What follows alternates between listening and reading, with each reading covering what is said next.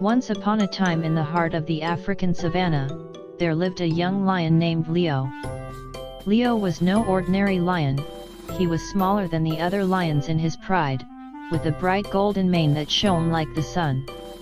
Despite his size, Leo had a heart full of courage and a spirit as wild as the wind. But the other lions didn't see it that way. They often teased Leo, calling him Little Leo because he wasn't as big or strong as they were.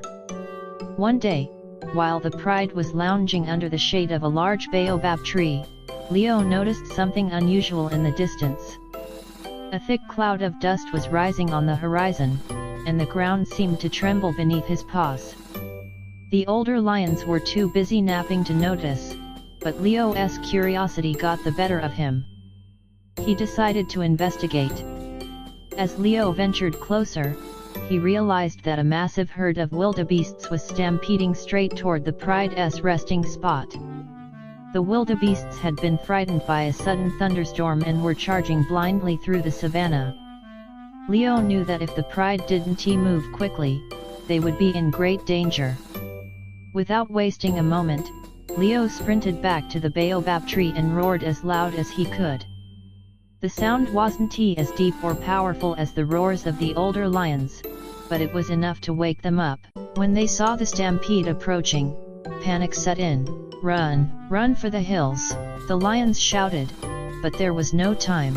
Thinking quickly, Leo dashed in front of the stampede, zigzagging back and forth. He used his agility and speed to distract the wildebeests, leading them away from the resting lions. It was a risky move, but Leo was determined to protect his pride.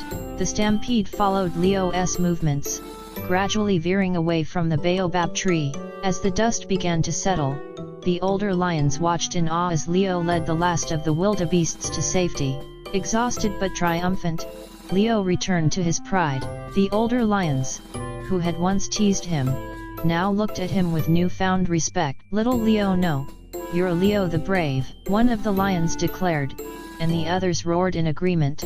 From that day on, Leo was no longer seen as the smallest or weakest of the pride. He had proven that bravery and intelligence were just as important as size and strength. Leo the Brave became a legend in the savannah, a lion whose courage inspired others to be brave, no matter their size. And so, Leo the Brave continued to lead his pride, not with force, but with wisdom and heart.